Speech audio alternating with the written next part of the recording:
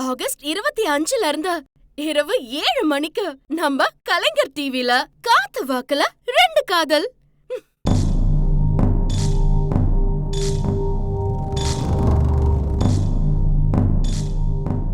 நீங்க எல்லாரும் சேர்ந்து எஸ்பெஷலி அவங்க அப்பா அவ மேல ஓவரா பாசம் வச்சு ஓவரா கவலைப்பட்டு அவரே குழப்பிக்கிட்டு அதனால அந்த பொண்ணுக்கு நிறைய டிஸ்டர்பன்ஸ் இருந்திருக்கு, பிச்சல் பிடுங்கல் இருந்திருக்கு.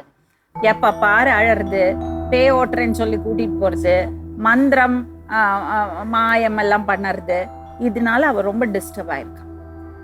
இப்ப ஏன் அவளுக்கு முதல்ல 10வது படிக்கும்போது என்ன பிரச்சனை வந்தது, இதுக்கெல்லாம் ஆரம்பம் எங்கேருந்துன்னு அவங்க சொல்லுவாங்க. சரி, யூஸ்வலாகவே குழந்தைங்க அந்த அடோலசன்ட் ஸ்டேஜ் சொல்லுவாங்க, அதாவது 13, 14, 15 வயசுக்குள்ளே வரும்போது அவங்களுடைய மெச்சூரிட்டி, அதான் பெண்களுக்கு ஹார்மோனல் சேஞ்சஸ் ஜாஸ்தியாக இருக்கும்.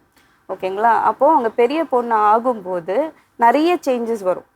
அவங்களுக்குள்ள அது வரைக்கும் எல்லாத்தையும் சகிச்சுப்பாங்க, இப்போ லேசாக விட்டுருவாங்க. ஆனால் அதுக்கப்புறம் தான் இந்த அவமானப்படுறது, ஹியூமிலியேஷன், அதாவது யாராவது அவங்க ஸ்கூலில் யாராவது ஏதாவது சொன்னால் கூட திடீர்னு அவங்களால தாங்கிக்க முடியாது. டீச்சர்ஸ் ஏதாவது சொன்னாலும் தாங்கிக்க முடியாது. அந்த காலகட்டத்தில் அவள் 10th ஸ்டாண்டர்ட் கரெக்டாக பியூபர்ட்டி அடைஞ்சு ஸ்கூலுக்கு போகும்போது ஒரு பொண்ணை பார்த்து அவள் பயப்படுறா. பயோன்னு வரும்போது அவங்க குழந்தைங்க காக்னேட்டிவ் பிரெயின் ஃபுல்லாக டெவலப் ஆகாது. காக்னேட்டிவ் பிரெயின்னா சரி தவறு அப்படின்னு புரிஞ்சு யோசிக்கிற அந்த திறன் கம்ப்ளீட்டாக இருக்காது. இமோஷனல் பிரெயின், அதாவது ஃபீலிங்ஸ், அதாவது கோவமாக வெளிப்படுத்துறது, இதில் ரொம்ப பயப்படுறது, இதெல்லாம் ஃபீலிங்ஸு. இந்த மாதிரி இமோஷனல் பிரெயின் ஃபுல்லாக கம்ப்ளீட்டாக டெவலப் ஆயிருக்கும். ஸோ அவளுடைய பயத்துக்கு அவள் ஏஜுக்கு அவள் இமோஷ்னலாக ரெஸ்பாண்ட் பண்ணியிருக்கா. இது நேச்சுரலாக அடோலசன்ஸ்க்கு ஏற்படுற ஒரு விஷயம். அந்த பயம் அதிகமாக ஆக திருப்பி திருப்பி அந்த ஸ்கூலில் அந்த குழந்தைய பார்க்க இவ நான் போக மாட்டேன்னு சொல்லும் போது, நீங்கள் எல்லாருமே இல்லை நீ போய் தான் ஆகணும்னு சொல்லும் போது அவளுக்கு ஸ்கூலில் ஒரு மாதிரியான வெறுப்பு வர ஆரம்பிச்சிருக்கு.